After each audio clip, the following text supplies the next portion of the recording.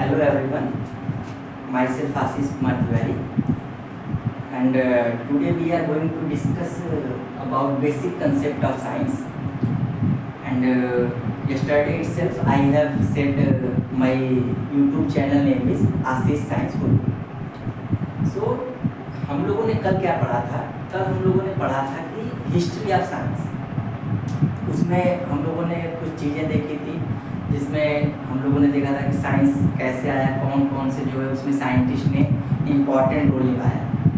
तो आज जो है हम लोग जो सीखेंगे वो बेसिक कंसेप्ट ऑफ साइंस सीखेंगे, जिसका हम लोग स्टार्ट जो है यूनिट से करेंगे। कि एक्चुअली यूनिट बहुत ही इम्पॉर्टेंट पैरामीटर है, चाहे वो किसी भी सब्जेक्ट में जाए, चाहे मैथ, फिजिक्स, केमिस्ट्री, कोई भी सब्जेक्ट हो, उसमें यूनिट का बहुत इम्पॉर्टेंट रोल होता है। लेकिन उस यूनिट पे जाने से पहले हम लोग उसके कुछ मैट्रिक पैरामीटर होते हैं। जैसे आप सपोज करिए कि आप कहा गया किलोग्राम, तो ग्राम क्या हो गया? ग्राम तो जो है यूनिट हो गया, मान लीजिए मास का या वेट का उसका यूनिट हो गया। लेकिन उसके आगे जो किलो लिखा है वो होगा मैट्रिक पैरामीटर। अब उस किलो का मीनिंग क्या है? जैसे मान लीजिए हमको जो है फ्यूचर में बोला गया कि माइक्रो लीटर, तो अब लीटर जो है अगर हम लोग बात कर रहे हैं तो इसका मतलब कि लीटर जो है वो हम लोग लिक्विड नाम है। लेकिन माइक्रो लीटर में माइक्रो का क्या मतलब हुआ? तो वो सभी जो मीनिंग है वो आज हम लोग उसकी बात करेंगे।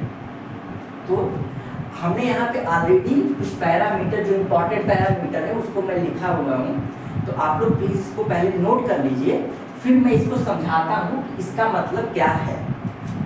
तो अगर देखें, ये है मैट्रिक पैरामीटर, जिसमें हम लोग देखेंगे कि टोटल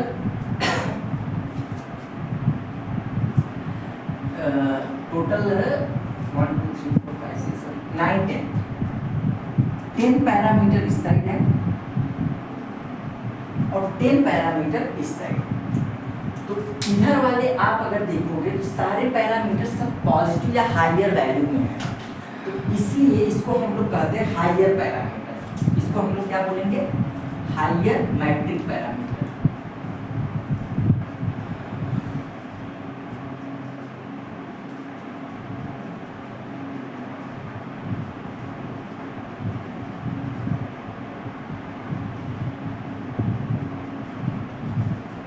ओके, अब इधर वाली अगर वैल्यू देखें आप, 10 to the power -1, 10 to the power -2, 10 to the power -3, मतलब वो पावर है वो माइनस में है, इसलिए इधर की वैल्यू जो है वो लोअर वैल्यू है। तो इस वैल्यू को हम लोग कहेंगे lower metric parameter. Lower matric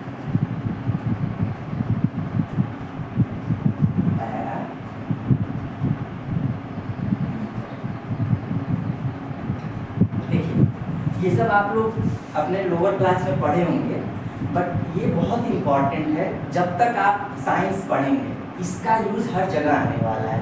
आप चाहे वो क्लास 9th में हो, चाहे 10th में हो, या फिर आप हायर क्लासेस में हो, आपको इसका यूज़ तो आना ही आना है।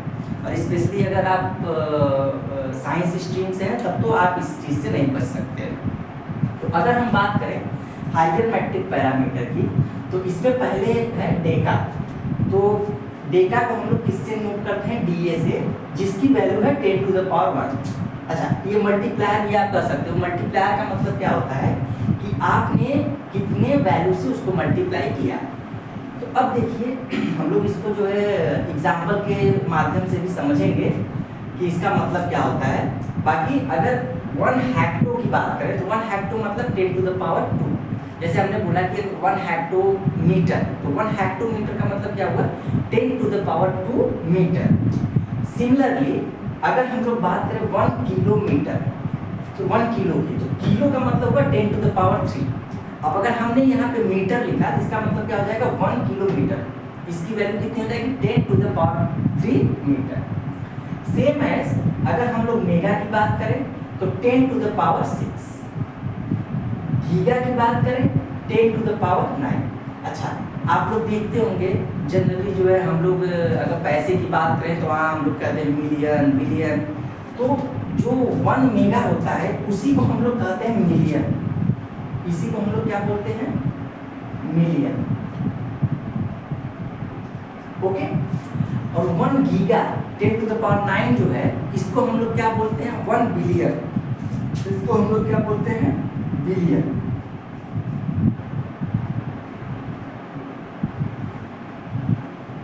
ओके, 10 टू द पावर 6 को क्या कहेंगे, 1 million. Giga 10 to the power 9 को क्या कहेंगे, 1 बिलियन। और 1 टेरा, टेरा मतलब 10 टू द पावर 12। अब इसको हम लोग क्या बोलेंगे, 1 ट्रिलियन। इसको हम लोग क्या बोलेंगे, 1 ट्रिलियन। Okay, 1 trillion. ओके, तो ये हो गया कुछ हाइयर पैरामीटर। तो हाइयर पैरामीटर में फिर 10 टू द पावर 12 के बाद कितना, 1 पेटा। 1 पेटा की वैल्यू कितनी हो जाएगी, 10 to the power 15। 1 exa, exa की वैल्यू कितनी हो जाएगी, 10 to the power 18। 1 zetta, zetta की वैल्यू कितनी हो जाएगी, 10 टू द पावर 21। 1 एटा, एटा की वैल्यू कितनी हो जाएगी, 10 टू द पावर 24। तो ये सभी क्या है, ये सभी जो है हाइयर मैट्रिक पैरामीटर होते हैं। अब इसी के सिमिलर अगर हम बात करें लोअर मैट्रिक पैरामीटर की, तो लोअर मैट्रिक पैरामीटर में सबसे पहले आता है डेसी, जिसका मतलब क्या होता है, 10 टू द पावर -1। अब कुछ जगह आप इसको ये भी कर पाओगे कि 1/10, ओके, या फिर 0.1। तो ये सब हम लोग समझेंगे अभी, लेकिन अभी के लिए आप क्या करो, इसका जितना भी वैल्यू उसको नोट डाउन कर लीजिए। तो 1 सेंटी, जैसे हमने बोला 1 सेंटीमीटर, तो इसकी वैल्यू मतलब क्या है, 10 to the power -2 metre. 1 milli, 1 milli की वैल्यू कितनी है, 10 to the power -3। 1 micro, micro की वैल्यू कितनी है, 10 to the power -6। 1 nano, nano की वैल्यू कितनी है, 10 to the power -9। Similarly 1 pico, pico की वैल्यू कितनी है, 10 टू द पावर -12। अच्छा, सिंबल में आप एक चीज ध्यान रखिए कि यहाँ पे हमने सब कुछ स्मॉल यूज किया हुआ है, जबकि इधर जो है मैक्सिमम केस में ये सभी क्या है, कैपिटल है। तो अब 1 पीको की वैल्यू कितनी है, 10 टू द पावर -12। फेम्टो की वैल्यू कितनी है, 10 टू द पावर -15। 1 एटो की वैल्यू कितनी है, 10 टू द पावर -18। 1 जेप्टो की वैल्यू कितनी है, 10 टू द पावर -21। 1 ऑक्टो की वैल्यू कितनी है, 10 टू द पावर -24। सिंस ये सभी पावर जो है माइनस में है, इसका मतलब इसकी वैल्यू बहुत ही छोटी होगी, और चूंकि इसकी वैल्यू छोटी है इसीलिए हम लोग इसको क्या बोल रहे हैं, लोअर मैट्रिक पैरामीटर। ओके, अब देखिए इसको हम कुछ एग्जांपल से समझते हैं। एग्जांपल के लिए अगर हम बात करें, तो अगर हम लोग जैसे बात करें 1 नैनो सेकेंड की, 1 नैनो, पहले अगर हम लोग हाइयर, ओके यहाँ से हाइयर से वैल्यू शुरू करते हैं, कि अगर हम लोग बात करें कि पहले 1 किलोमीटर, सपोज फॉर एग्जांपल अगर हम लोग बात करें 1 किलोमीटर, इसको रफ कर लेते हैं।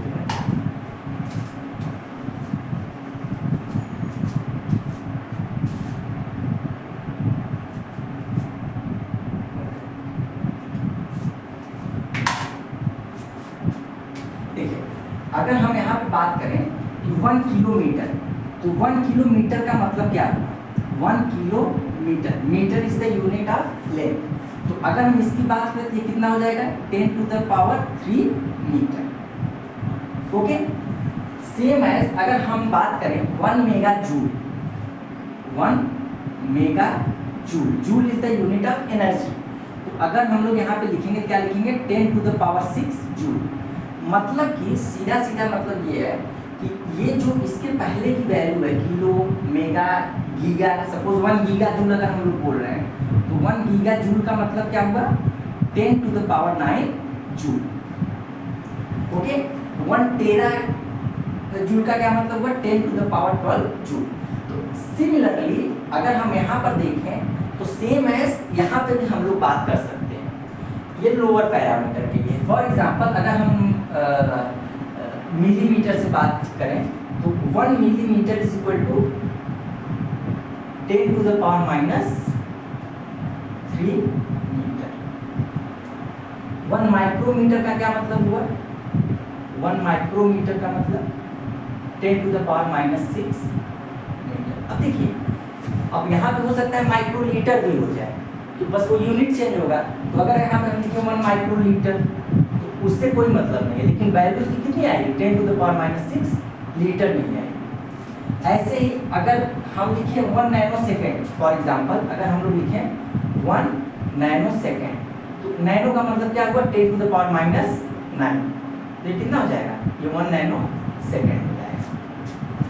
तो यहाँ से हमको ये पता चला कि अगर हमको मान लीजिए हमसे कुछ पूछा है कि भाई इसको मतलब किलोमीटर, मीटर या फिर जो है इसको नैनो, को किसी में भी चेंज करना हो, तो हमको बस उसकी वैल्यू याद रखनी है। अच्छा, अब आपके ये तो बहुत ज़्यादा वैल्यू हो गई, बट एग्जाम पॉइंट के पर्सपेक्टिव से आपको क्या करना है, आपको 10 टू द पावर 12 तक आपको याद करना है। यहाँ तक तो आपको याद ही होना चाहिए। कहीं कहीं एग्जाम में 10 टू द पावर 15 तक होता है बस, बट 10 टू द पावर 12 तक तो आपको याद होना ही चाहिए। ठीक, अब आइए इस पर कुछ जो है हम लोग एग्जाम्पल करते हैं, तब आपको जो है अच्छे से समझ में आएगा।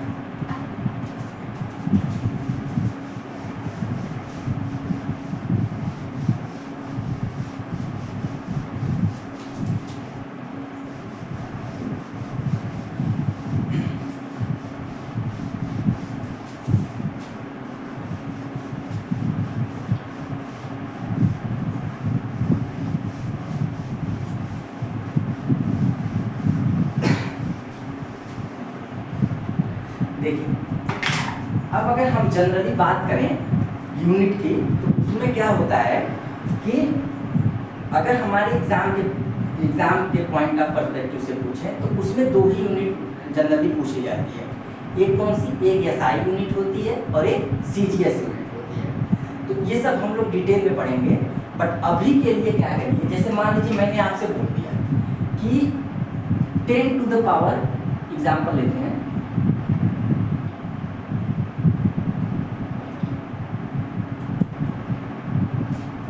कि 1 किलोमीटर की वैल्यू कितनी है। तो आपको पता है 1 kilometre is 10 to the power 3 metre. Okay, अब अगर हमने पूछा कि बताइए 10 टू द पावर 100, सॉरी, अगर मैंने आपसे बोला कि मान लीजिए x किलोमीटर की वैल्यू कितनी है,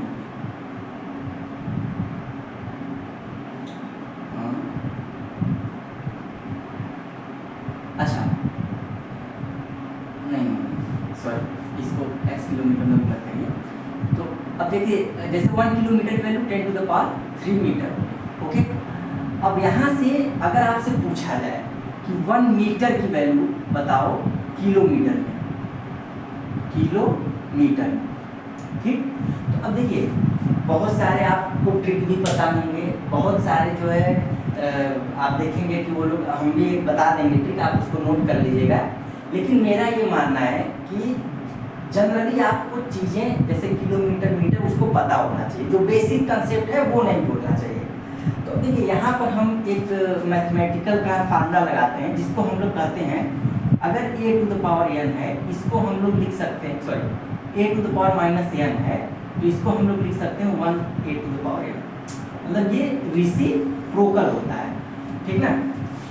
तो अगर हम यहाँ से बात करें कि अगर 1 kilometre equal to 10 to the power 3 metre है, तो 10 टू द पावर 3 को कहाँ लाइए, नीचे लाइए, तो यहाँ से इसकी वैल्यू कितनी हो जाएगी, जो जाएगी 1/10 to the power 3 is equal to, ये हो जाएगा kilometre is equal to 1 metre.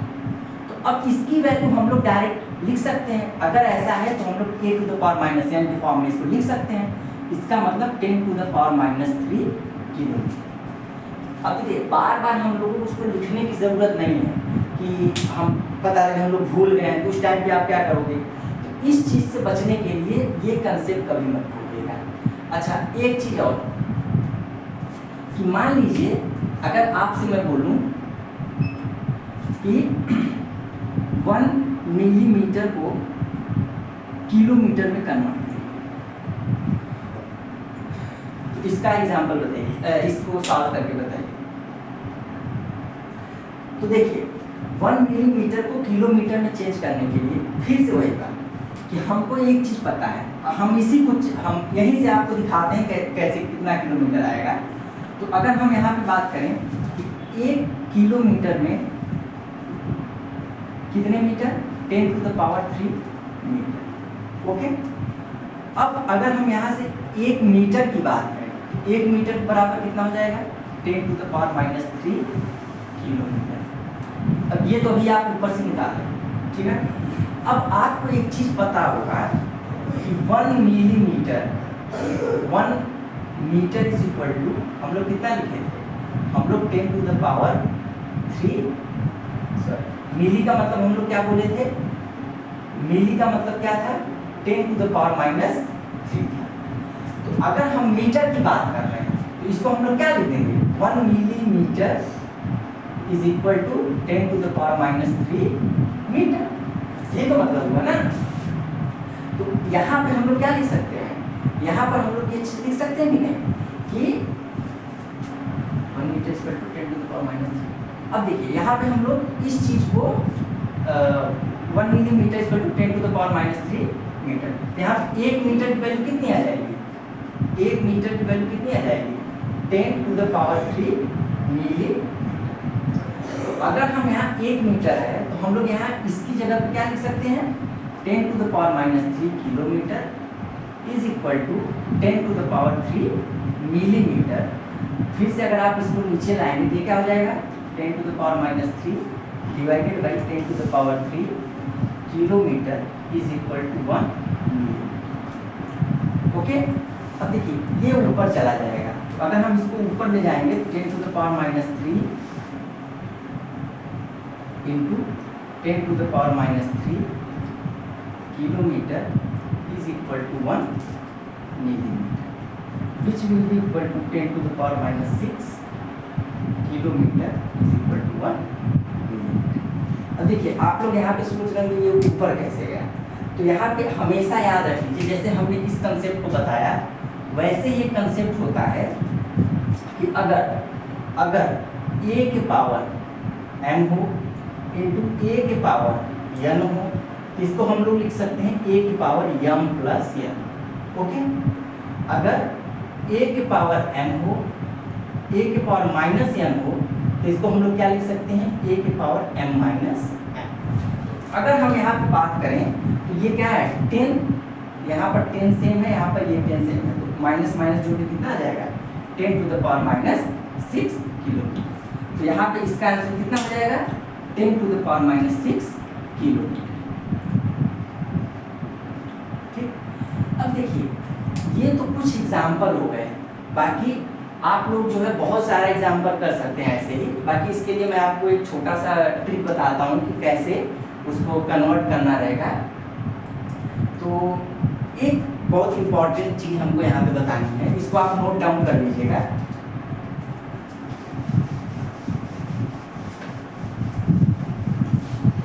हमेशा इस बात को याद रखिएगा, अगर हम 2 यूनिट का कंपैरिजन कर रहे हैं, suppose we are comparing the 2 unit, जैसे हमने क्या कहा 1 kilometre is equal to 10 to the power 3 metre.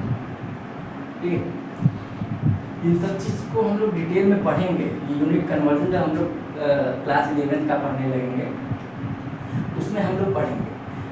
लेकिन उसके पहले आपको एक छोटा सा बेसिक नॉलेज ये होना चाहिए, जब कभी भी कोई यूनिट बड़ा होगा, सपोज क्या है बड़ा का मतलब क्या है, if any unit is bigger, तो किलोमीटर क्या होता है, जनरली बिगर यूनिट होता है, तो उसका मैग्नीट्यूड हमेशा क्या होगा, लोअर होगा। किलोमीटर क्या है, ये हायर है, हायर यूनिट है। तो अगर आप इसका मैग्नीट्यूड देखोगे, मतलब ये जो कोफिशिएंट देखोगे, ये क्या रहेगा, ये लोअर रहेगा। अब मैं हायर लोअर किसके कंपैरिजन में बोल रहा हूँ, तो हायर लोअर कंपैरिजन है जिसके ये इक्वल है।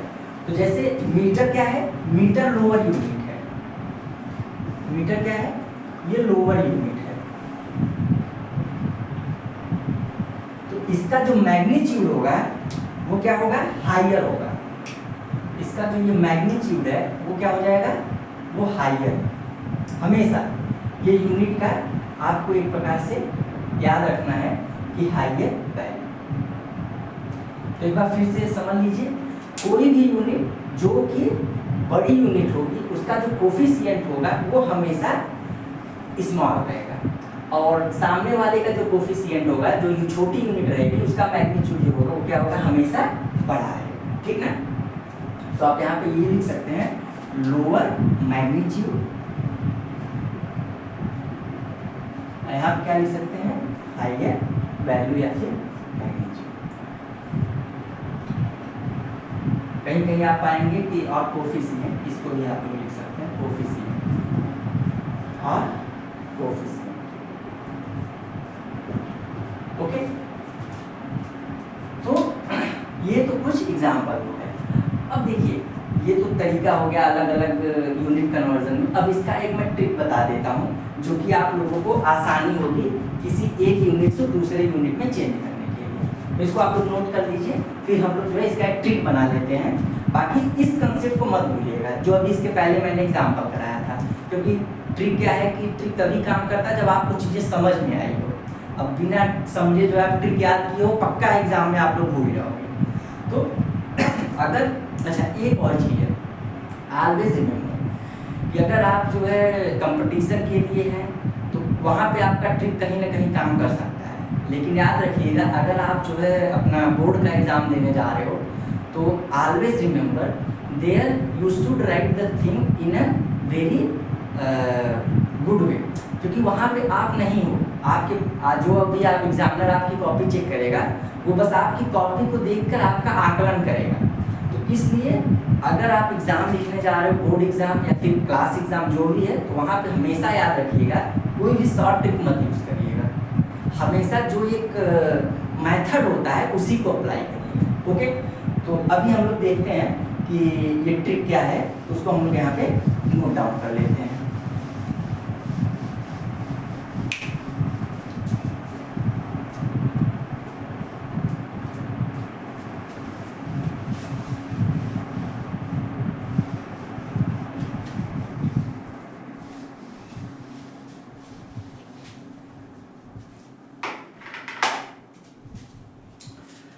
अब देखिए, अब जो ट्रिक है उसका मतलब नाम अगर हम लोग उसको वो करें तो वो क्या रहेगा, इसको भी रख।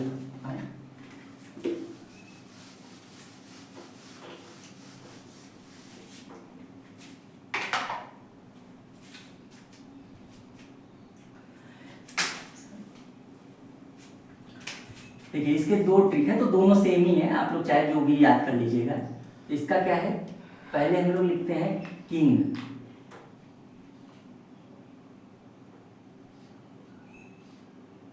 King Hector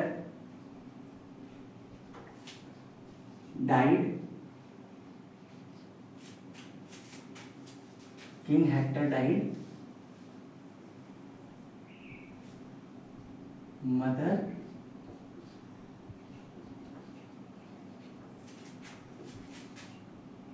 did not cry much। देखिए, king Hector died, mother did not cry much, ये एक ट्रिक है। बट मैं सच, आप अगर हमसे स्पेशली पूछेंगे तो मैं ट्रिक वगैरह पे नहीं जाता हूँ, बट ठीक है फिर भी याद करने के लिए सही है। यहाँ पे की का मतलब क्या हो गया, किलो,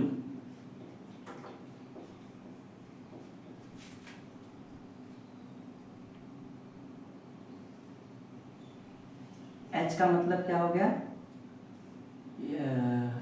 हेक्टा, हेक्टो, डी का मतलब क्या हो गया,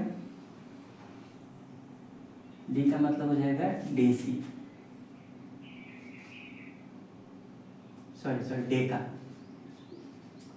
एम का मतलब क्या हो जाएगा, king Hector died, mother did not cry. तो इसमें पहले आप जो है पहला इसको सर्कल कर लीजिए, इसी का मतलब हमको बताना है। ओके, तो अगर हम यहाँ पे बात करें तो किलो, हेक्टो, डेका, यहाँ पे क्या आ जाएगा मिली, सॉरी मेगा, यहाँ क्या आ जाएगा king Hector died, mother did not cry. तो अगर हम इसकी बात करें तो इसमें क्या हो जाएगा डेका मीटर, ओके, और इसमें क्या हो जाएगा डेसी, इसका क्या हो जाएगा सेंटी, इसका क्या हो जाएगा मिली, ओके। तो kilo, hecto, deca, metre, deci, centi and milli. अब देखिए ये तो मतलब ट्रिक हो गया कि हाँ इसका अगर हम लोग लिखें तो इसका वैल्यू क्या होगा। बाकी इसकी सेम इसके पैरेलल ही एक और है, अगर इसको आप लोग अगर हिंदी में समझना चाहते हो तो उसमें क्या है, उसको आप लिख सकते हो कि कल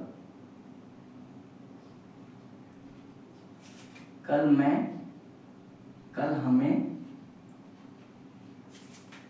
दिल्ली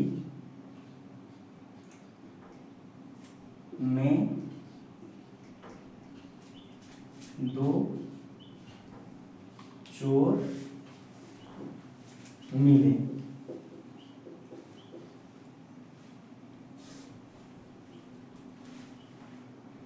ओके।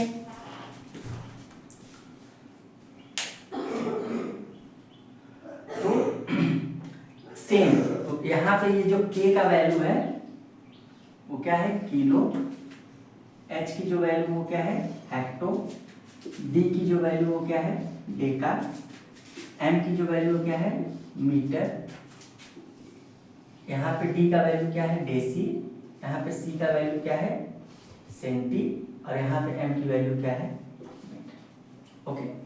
अब देखिए तो ये ट्रिक ये कहता है कि जब कभी भी आपको हायर यूनिट से हमको लोअर यूनिट बनाना हुआ, क्या हायर यूनिट से अगर हमको लोअर यूनिट बनाना हुआ, सपोज यहाँ पे लिख लीजिए अगर हायर टू लोअर बनाना हुआ तो हम कितने का 10 का मल्टीप्लाई करेंगे, मल्टीप्लाई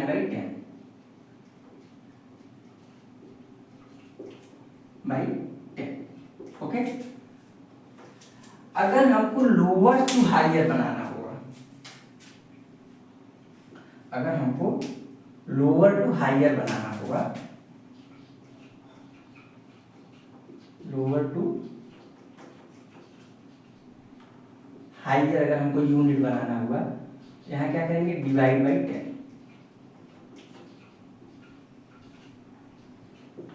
ओके। अब देखिए इसका ये मेथड काम कैसे करता है, तो इसका हम जैसे एग्जांपल लेते हैं कि अगर आपको 1 किलोमीटर से 1 हेक्टोमीटर बनाना है, मैंने बोला आपको 1 kilometre is equal to how much hectometre,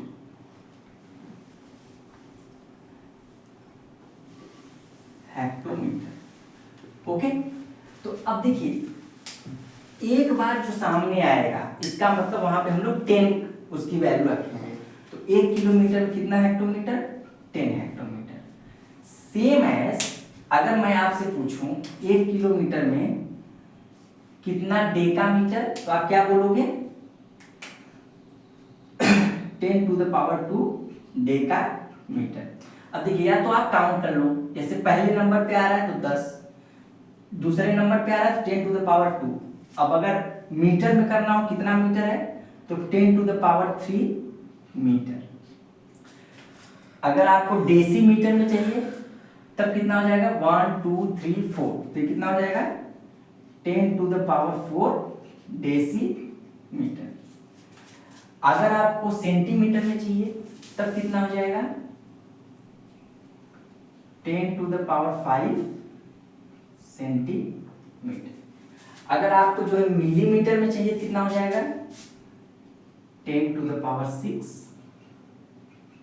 millimetre.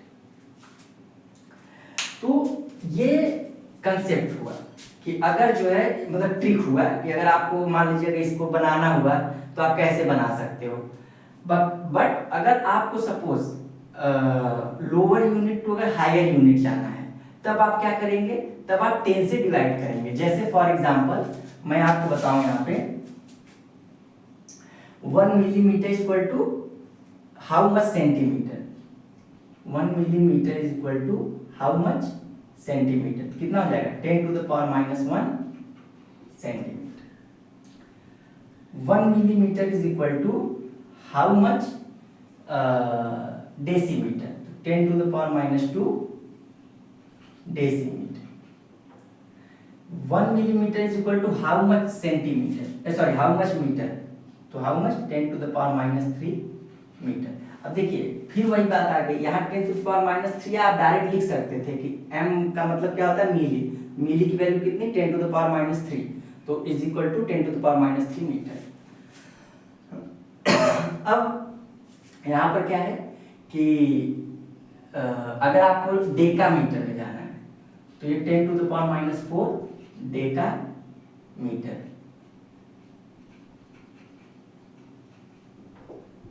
अगर आपको जो है हेक्टामीटर में जाना है तो 10 टू द पावर माइनस 5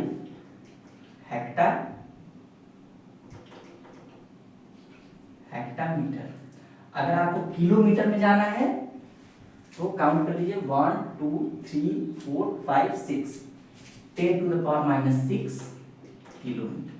अब देखिए ये हुआ कैसे, तो हम आपको फिर से वही बात बताते हैं कि 10 टू द पावर हमने बोला ना डिवाइड बाई 10, तो इसकी वैल्यू क्या हो जाएगी, डिवाइड बाई 10 का मतलब क्या 1 बाई 10, फिर क्या इसमें और 10 से मल्टीप्लाई करा दो 1 बाई 10 इंटू 10, तो इसकी वैल्यू कितनी आ जाएगी 1 बाई 10 टू द पावर 2, फिर से 1 बाई 10 इंटू 10 इंटू 10, तो इसकी वैल्यू कितनी आ जाएगी 1 बाई 10 टू द पावर 3। तो इन सबको आप ऊपर जानते हो 10 टू द पावर माइनस 3 लिख सकते हैं, इसको 10 टू द पावर माइनस 2 लिख सकते हैं, इसको 10 टू द पावर माइनस 1 लिख सकते हैं। तो सेम वाइज ओके। अब देखिए ये तो हो गया मतलब इस तरह, लेकिन ऐसा थोड़े हमेशा आपको किलोमीटर और मीटर में ही पूछेगा। हो सकता है ना वो आपसे बोल दे कि 1 डेकामीटर इज इक्वल टू बताओ कितना मिलीमीटर होगा, तो उसके बाद से कुछ नहीं करना है। जैसे 1 डेकामीटर आपसे बोला,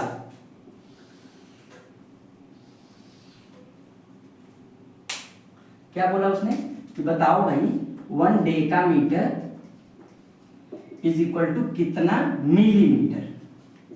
तो अब इसके बाद जस्ट आप काउंट कर लो कितने नंबर पे आता है मिलीमीटर, तो 1 2 3 4। चूंकि हायर यूनिट है तो हमको 10 से मल्टीप्लाई कराना है, तो 10 टू द पावर 4। अब अगर मैं बोल लूं बताओ 1 metre is equal to how much centimetre, 1 metre is equal to how much centimetre, तो बताओ हाउ मच सेंटीमीटर 1 2 मतलब 10 to the power 2 centimetre. Okay, तो ऐसे जो है आप अगर चाहो तो आप इसको जो है नोट डाउन कर सकते हो कि ये एक ट्रिक है। और बट मैं फिर से आपसे यही रिक्वेस्ट करूंगा बेसिक चीज मत भूलिएगा कि एक यूनिट को कैसे दूसरे यूनिट में कन्वर्ट किया जाता है। बाकी ये आपके लिए मैं जो है कुछ एग्जाम प्रॉब्लम दे देता हूँ, आप उसको बताइएगा उसका आंसर क्या होगा। तो अगर हम बात करें 1 hectometre is equal to how much decimetre. अच्छा, इसका 1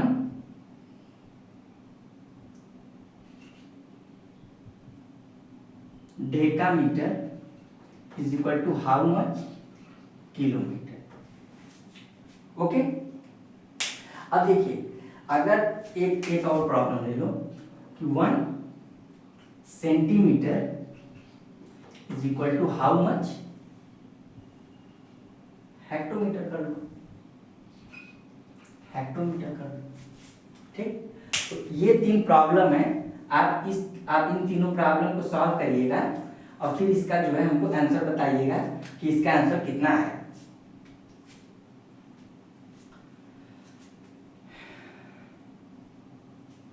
ठीक, तो देखिए 1 हेक्टोमीटर मतलब क्या, 1 हेक्टोमीटर यहाँ पर है, हमने पूछा किसमें है, डेसीमीटर, तो मतलब हेक्टोमीटर हाइयर वैल्यू है, तो डेसीमीटर कहाँ है, डेसीमीटर यहाँ पर है। तो आप काउंट कर लो 1 2 3, मतलब कितना हो जाएगा 10 टू द पावर 3 डेसीमीटर। अब 1 deca is equal to how much kilometre, तो डेका कहाँ पर है, डेका हमको ये मिल जाएगा, किलोमीटर पहले है, तो हम लोग लोअर से हायर की तरफ चेंज कर रहे हैं, तो मतलब कितना 1 2 10 टू द पावर -2 किलोमीटर। अब 1 centimetre equal to how much hectometre, तो सेंटीमीटर इधर है, हेक्टोमीटर कहाँ है, यहाँ पर है, काउंट कर लो 1 2 3 4, तो 10 टू द पावर -4 हेक्टोमीटर।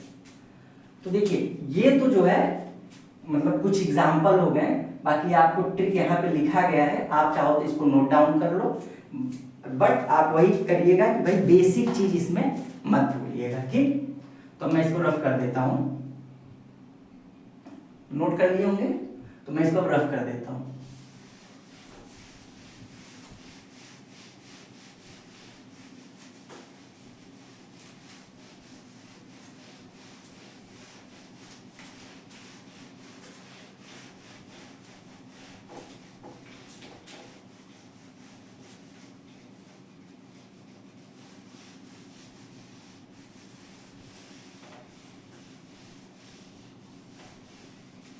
देखिए ये तो हो गया यूनिट कन्वर्जन, कि भाई अगर आपको एग्जाम में पूछ लिया कि कैसे यूनिट कन्वर्ट किया जाता है, तो ये तो आप लोग जान गए।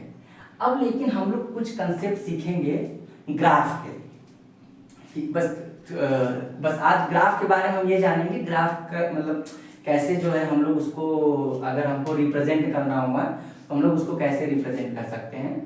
तो देखिए अभी के लिए हम लोग लीनियर फॉर्म में पढ़ेंगे। नॉर्मली क्या होता है, अगर आप कोऑर्डिनेट की बात करेंगे तो आपको वहां पे 3 एक्सिस दिखाना होता है।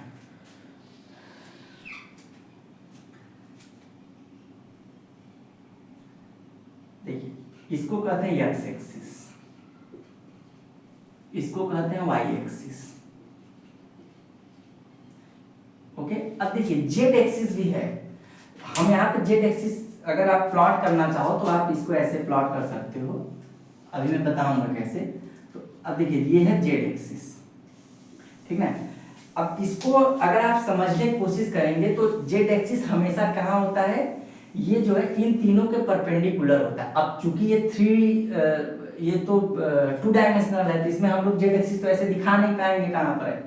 तो इसको समझने के लिए आप समझिए, जैसे मान लीजिए ये हमारा फिंगर है, अगर आप इसको एक्स एक्सिस समझ रहे हो, इसको वाई एक्सिस बोल रहे हो, तो थर्ड एक्सिस कहाँ आएगा, इसके परपेंडिकुलर, ओके।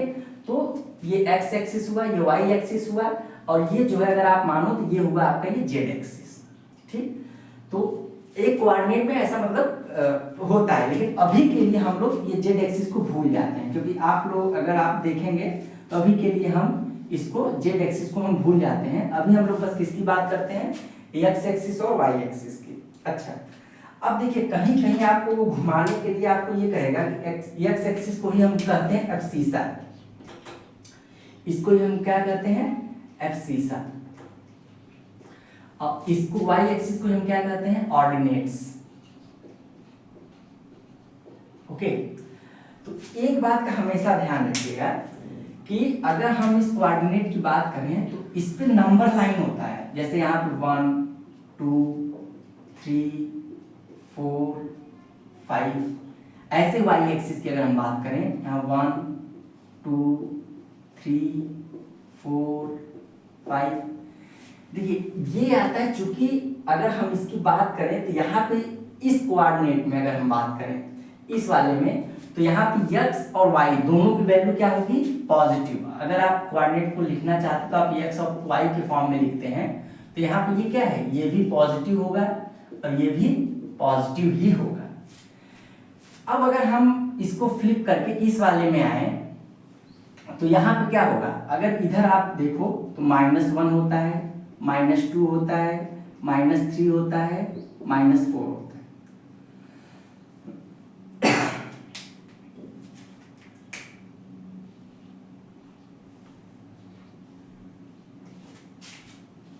ओके, -4, फिर क्या, -5, ठीक। यहाँ पर क्या होगा, ये -1 होगा, -2 होगा, -3 होगा, -4 होगा, और ये क्या हो जाएगा, -5। तो देखिए अगर इस एक्सिस की अगर हम बात करें, यहाँ पे x एक्सिस y एक्सिस, तो अगर इस कोऑर्डिनेट की बात करें, यहाँ दोनों वैल्यू पॉजिटिव होती है। जबकि इस कोऑर्डिनेट की अगर हम बात करें तो यहाँ पे क्या है, y की आप जितनी वैल्यू देखोगे वो क्या है, पॉजिटिव है, जबकि x की वैल्यू क्या है, निगेटिव है। तो इस वाले में अगर x y कोऑर्डिनेट की बात करेंगे तो x क्या है, निगेटिव वैल्यू आपको मिलेगी, और y की क्या मिलेगी, पॉजिटिव वैल्यू। जबकि इस वाले में क्या रहेगा, इसमें x भी निगेटिव वैल्यू दे रहा है, y भी निगेटिव वैल्यू दे रहा है, तो यहाँ पर भी ये निगेटिव वैल्यू होगी, y भी निगेटिव वैल्यू होगी। ओके, इस वाले में x की क्या है, पॉजिटिव वैल्यू है, जबकि y की निगेटिव वैल्यू है। तो यहाँ पे हम क्या लिख सकते हैं, x कामा y की क्या वैल्यू है, x पॉजिटिव है, और जबकि y क्या है, वो निगेटिव वैल्यू है, ठीक। अब इसमें अगर हम आपसे बात करें कि अच्छा, ये तो हो गया, अभी ये लोग कोऑर्डिनेट की हम बात कर रहे हैं। अभी जब हम आपको पढ़ाएंगे मोशन, फोर्स, तो उसमें एक वर्ड आता है स्लोप, स्लोप और एरिया। तो जो कैसा भी वो कोऑर्डिनेट हो, अगर उसके ओरिजिन से मान लीजिए आपने एक लाइन बनाई, और जो भी एंगल यहाँ से बनेगा, मान लीजिए थीटा एंगल है, तो इसी एंगल को हम लोग अगर tan थीटा के फॉर्म में लिखते हैं तो इसी को हम क्या कहते हैं, स्लोप। tan थीटा के फॉर्म में लिखेंगे, इसी को हम क्या कहते हैं, स्लोप। देखिए आज बस मैं आपको इतना बता रहा हूं कि एक हम ग्राफ से एक कोऑर्डिनेट्स हम लोग क्या क्या हमको मिल सकता है, ठीक ना। तो tan थीटा की वैल्यू क्या होगी, स्लोप, और स्लोप की वैल्यू अगर आप देखोगे तो y/x होती है, ठीक। अब इसको हम लोग करते कैसे हैं, तो आप ये tan थीटा के बराबर क्यों आया, तो आप ये सोच कर देखिए कि हमेशा हमेशा हम ये जानते हैं कि जो भी थीटा के सामने वाला लाइन होता है हम उसको परपेंडिकुलर बोलते हैं। तो अगर हम यहाँ पे एक परपेंडिकुलर लाइन ड्रॉ करें, ओके, यहाँ पे अगर हम एक परपेंडिकुलर लाइन ड्रॉ करते हैं, तो अब इसमें ये हमारा क्या कहलाएगा, ये कहलाएगा परपेंडिकुलर। ये क्या कहलाएगा, ये कहलाएगा परपेंडिकुलर।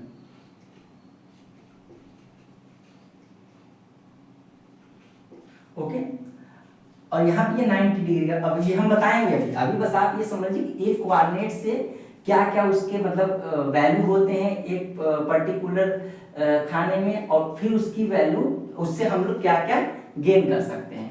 तो ये थीटा वैल्यू हुआ, ओके। तो थीटा के सामने वाला जो भी एंगल होता है उसको हम क्या कहते हैं, परपेंडिकुलर। और जहां पे परपेंडिकुलर ड्रॉप होता है वहां की जो सामने वाली वैल्यू होती है वो क्या होती है, वो हाइपोटेनस कहलाती है, ओके।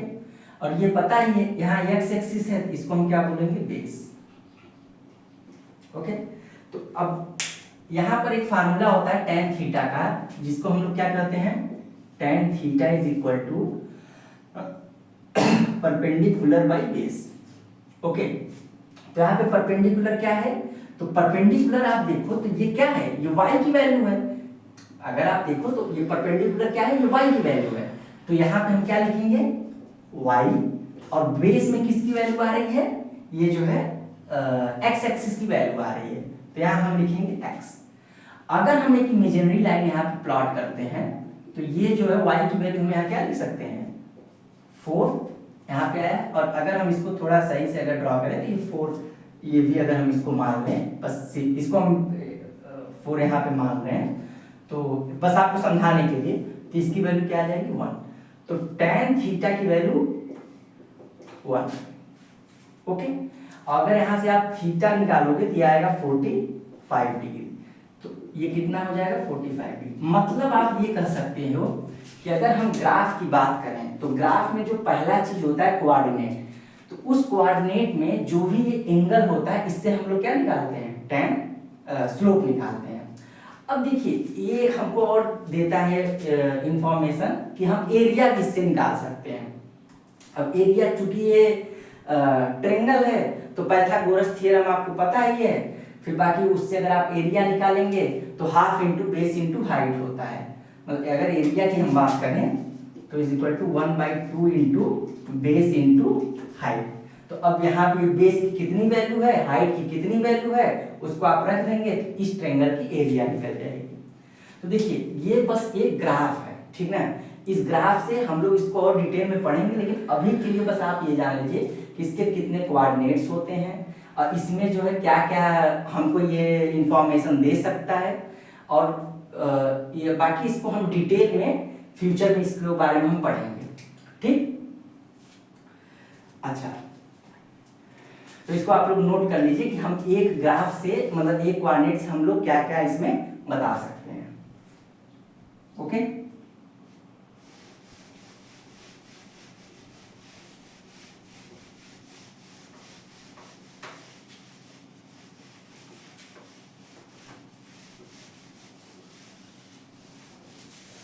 देखिए तो अब आज के लिए हम लोगों को ये समझ में आ गया कि किसी भी यूनिट को दूसरे यूनिट में कैसे कन्वर्ट किया जाता है, और कोई अगर हमको दो कोऑर्डिनेट दिया गया हो तो हम उसको जो है कैसे उसका स्लोप और एरिया निकाल सकते हैं। अब इन सब चीज को देखिए हम डिटेल में पढ़ेंगे, लेकिन आज बस ये बेसिक था, इसलिए आप लोगों को हमने थोड़ा सा आइडिया दे दिया कि मतलब स्टार्ट करने से पहले एटलीस्ट आप लोगों को चीजें पता हो कि ये क्या होता है, कैसे होता है। तो इसीलिए आज की क्लास में हम लोग बस अब इसी पे स्टॉप करेंगे। बाकी नेक्स्ट क्लास से हम लोग चैप्टर वाइज जो है चीज़ें पढ़ेंगे, और मैं कोशिश यही करूँगा कि सब चीज़ को हम फिर से रिकॉग्नाइज करें, और फिर आगे जो भी होगा हम लोग एक सीरीज से चलेंगे कि पहले फिजिक्स पढ़ना है, फिर केमिस्ट्री पढ़ना है, फिर जो जो भी चीज़ें हो वो चैप्टर वाइज हम लोग पढ़ेंगे। बाकी आज के लिए thank you, and if you like this video, so please share and subscribe my video. Thank you.